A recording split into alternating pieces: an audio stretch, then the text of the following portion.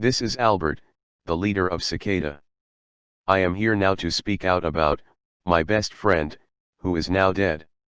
We are praying that our myths about him are now true. The events that took place, exactly 7 days after his death, proves to us that it is possible. Since David's death, someone attacked into all the national defense systems, leaving beautiful pictures of women behind.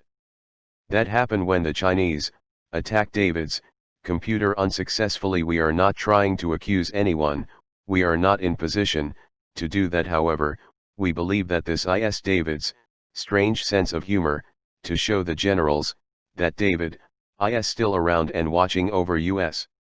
The reason David committed suicide is because the world is full of hatred people, who everyone wants all the money in the world. People or humans are not satisfied unless they can take things from another person. David tried his best to give people our technology, and all they wanted to do was to steal it. David died because he was tired of trying to convince them that he was worthy of friendship.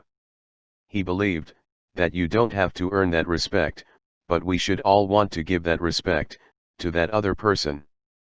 That is what love is all about. When we invented money, the human race lost what it is to be human. I am now happy that David is dead, and I am just a cartoon character. At least David is at peace now. He was tired of trying to convince his family that he was worthy of their friendship, that he had to prove that he was worth giving him money for food. Because of the pandemic, major changes were made in society. He could no longer go bowling, because he made a misjudgment. The Secretary of State's office shut down, and because of that he couldn't get plates for his car, and he couldn't work for Uber and Lyft, which cut into his income. He could no longer talk to his friends any longer. One thing David told me was what keeps him alive is that he needs to look forward in seeing his friends, so when he gets sick, he can say I am going bowling on Tuesday, and I need to think about them, they need me. Now all of that is gone for him, and every day is like the next, and every minute is an eternity. Each minute for him turned into the next minute with no hope. He had nothing to do but work with no one to talk to. He couldn't write because he had no money to do so. He lost his website, which meant everything to him. All his friends were there, so basically all he could do was to go home and sleep. He had no place to turn for help, except for his family, and with the level of respect he had, that was like being in hell. His family believed that you had to earn your respect by going out and working for a living, and if you couldn't, you weren't worthy of a TV set, or a car, or a roof over your head. All his family cared about is how are you going to pay you back. He even offered to do chores for the money, but they didn't want that. He got tired of trying to prove his worthiness. They kept saying we need to look at the overall plan to try to get you the income, so he can have money to get the things that he needs.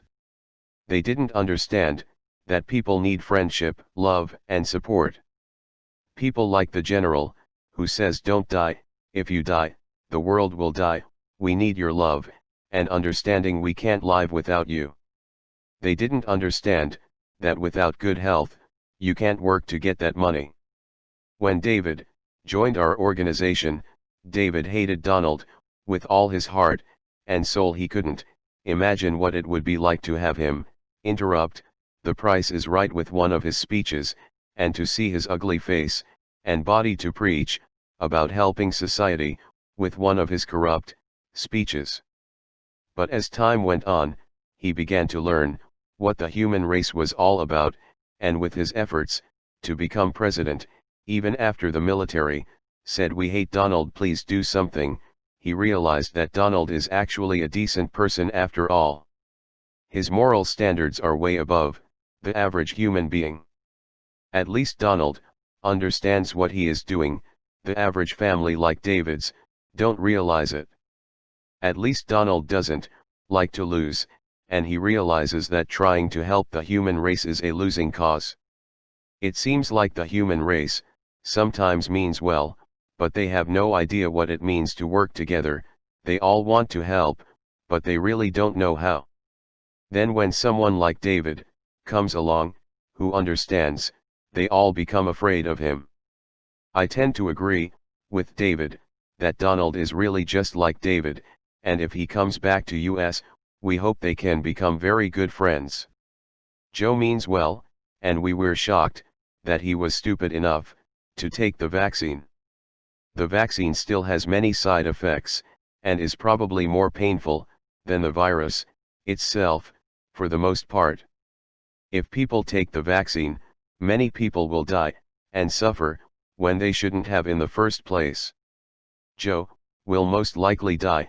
If he doesn't, he has to report exactly what side effects he has with it. Donald is on the highest political levels with warfare. He is a genius, and we now almost actually approve of convincing Joe to take the shot. After all, if he is stupid enough to do that, he can't take charge of your country. He believes that he is God, and that is why he took the shot. If he is God, then it's not a fair test. He is creating havoc before he even gets in. We know David is coming back. I am speaking to David every day, to his spirit. He is responsible for the stimulus check. Donald would never have signed it willingly, when he tried to blackmail the country.